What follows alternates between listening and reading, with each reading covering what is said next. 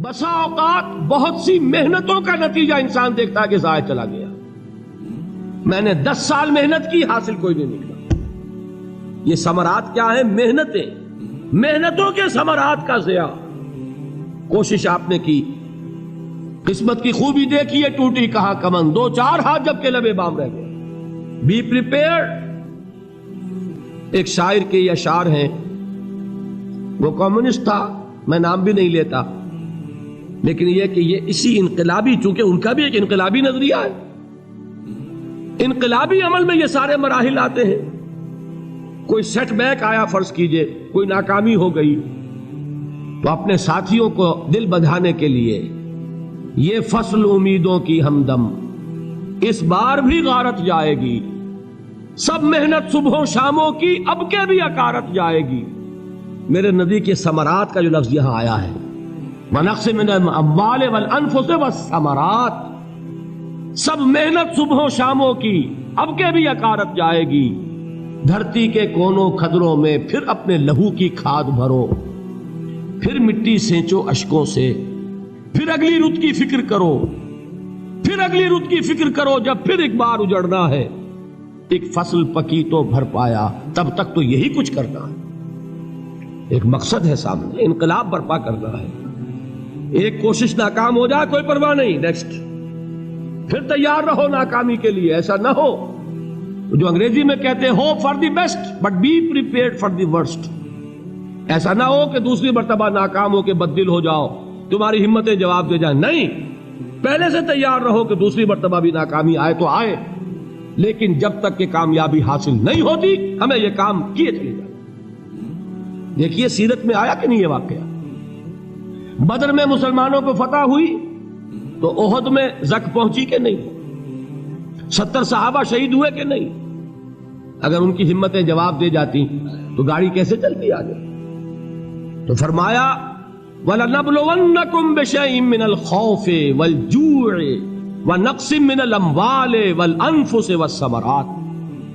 ہم تمہیں لازم آزمائیں گے، خوف کی کیفیت سے، فقر و فاقے کی کیفیت سے، بھوک سے، جان کے نقصان سے، مال کے نقصان سے، محنتوں کے حاصل کے ضائع ہو جانے سے. وَبَشِّرِ الصَّابِرِينَ، اور اے نبی بشارت دیجئے صبر کرنے والوں کو. الَّذِينَ إِذَا أَصَابَتْهُمْ مُصِيبَةٌ، وہ کہ جب ان پر کوئی تکلیف آئے، کوئی مصیبت آئے، کوئی آزمائش آئے، قالوا انا للہ و انا الیہ راجعون، وہ یہ کہیں کہ ہم اللہ ہی کے ہیں، اللہ ہی کی طرف لوٹ جانا ہے.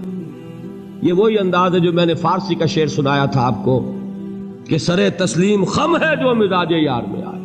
وہ ہمارا مولا ہے، ہمارا آقا ہے. اگر اسے یہی منظور ہے تو ہمیں بھی یہی منظور ہے. میں نے تسلیم و رضا کی بات کی تھی نا، آپ کو کچھ شعر سنائے تھے.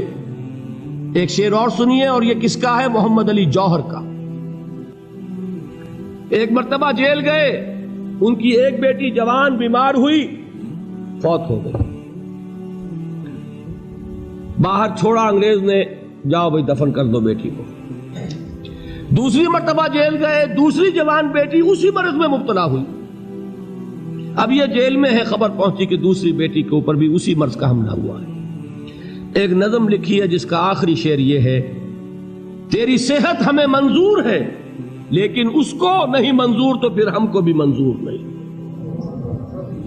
یہ ہے، جب تک یہ کیفیت نہ ہو اس میدان میں آدمی ثابت قدم نہیں رہ سکتا کہ میرے رب کو اگر یہ منظور ہے تو یہی مجھے منظور ہے، اور تیری صحت ہمیں چاہیے تو ضرور، لیکن ہمارے رب کو منظور نہیں تو ہمیں بھی منظور. راضی برضائے رب. وَبَشِّرِ الصَّابِرِينَ الَّذِينَ إِذَا أَصَابَتْهُمْ مُصِيبَةٌ قَالُوا إِنَّا لِلَّهِ وَإِنَّا إِلَيْهِ رَاجِعُونَ. نہ شود نصیب دشمن کے شود ہلاک تیغت، سرے دوستہ سلامت کے تو خنجر آزمائے. اولئک علیہم صلوات من ربہم ورحمہ، یہی ہیں وہ لوگ جن پر ان کے رب کی طرف سے عنایتیں ہیں اور رحمتیں ہیں. وَأُولَٰئِكَ هُمُ الْمُهْتَدُونَ، اور یہی ہے وہ لوگ جو کامیاب ہونے والے ہیں، ہدایت پانے والے، ہدایت یافتہ.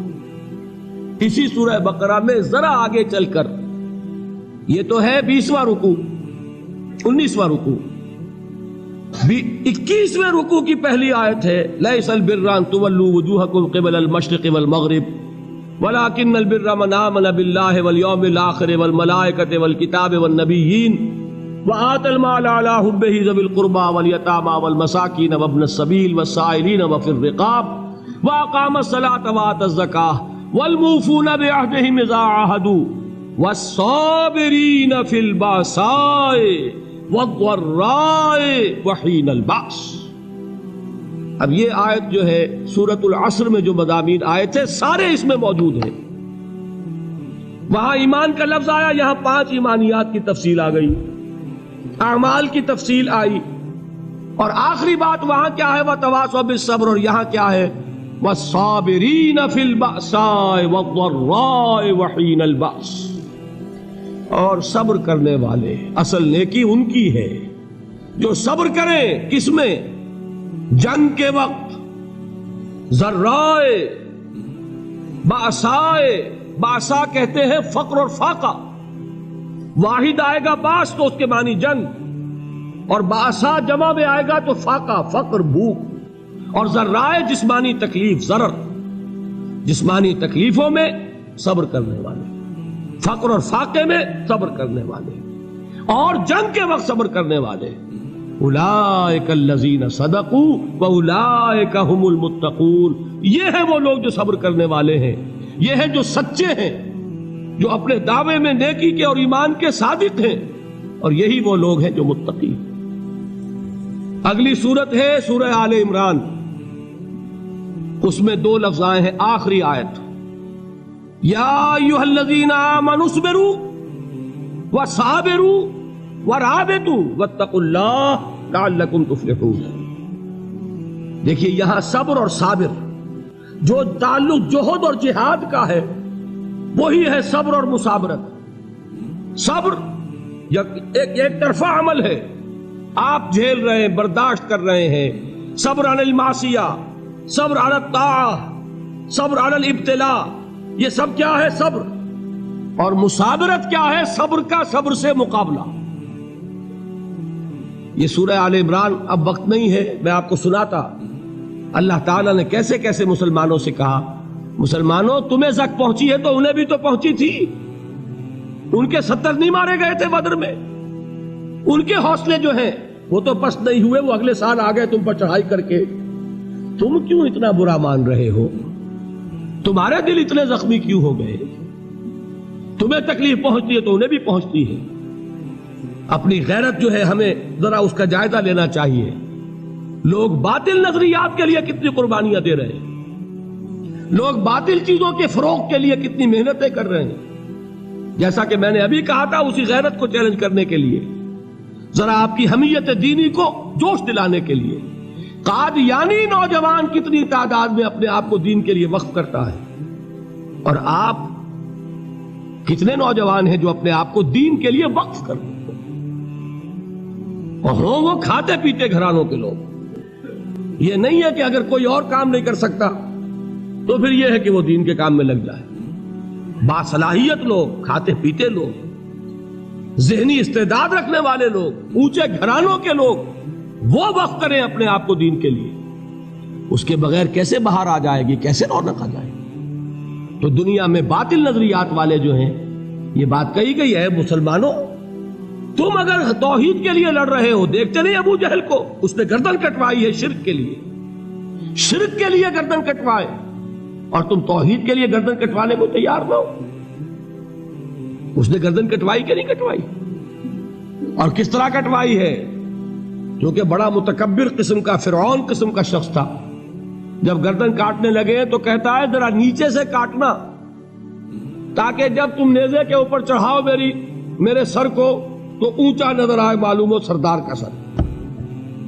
وہ بدبخت مرتے ہوئے بھی جو اس کی یہ کیفیت تھی نا، اس کو ذہن میں رکھیے۔ تو یہ اس لوگوں نے قربانیاں دی، جانیں دی، تو فرمایا اگر تم ان سے زیادہ قربانی نہیں دو گے، جو نوٹ کر لیجئے اس کو، مجرد اگر حق کو غالب کرنا اللہ کے ذمے ہو تو آنے واحد میں غالب کر دے گا، تمہیں تکلیف ہی دینے کی ضرورت نہیں۔ سمجھ رہے؟ کیا اللہ کے مقابلے میں کوئی باطل کی طاقت ٹھہر سکتی ہے؟ یہ تمہارے ایمان کا امتحان ہے، یہ تمہارے خلوص کی آزمائش ہے، یہ تمہارے امتحان کا ثبوت درکار ہے کہ اللہ تعالیٰ دیکھنا چاہتا ہے تم اس کے لیے اپنی جانیں قربان کرنے کو تیار ہو کہ نہیں، تم اس کے لیے تن من دھن لگانے کو تیار ہو کہ نہیں۔ اور یہ جان لو کہ اگر کفار اور مشرکین اور ملحدین اور باطل نظریات والے وہ جو کچھ قربانیاں اپنے باطل نظریات کے لیے دے رہے ہیں ان سے زیادہ اگر تم نہیں دو گے تو حق غالب نہیں ہوگا۔ انہوں نے جو صبر کیا ہے اپنے باطل نظریات پر، اگر تم اس سے زیادہ صبر کا ثبوت نہیں دو گے اپنے اس حق پر تو حق غالب نہیں ہوگا۔ اس لیے فرمایا یا ایھا الذین آمنوا اصبروا وصابروا، نہ صرف یہ کہ صبر کرو بلکہ صبر میں اپنے دشمنوں سے آگے نکلو، ان کے صبر سے بڑھ کر صبر کرو۔ ورابطوا، مرابطہ کہتے ہیں چوکس رہنا، ہوشیار، پہرا دو، ایسا نہ ہو کہ دشمن جو ہے غفلت میں تمہارے اوپر کوئی حملہ جو ہے کر بیٹھے۔ واتقوا اللہ، اور اللہ کا تقوی اختیار کرو، لعلکم تفلحون، تاکہ تم فلاح پاؤ۔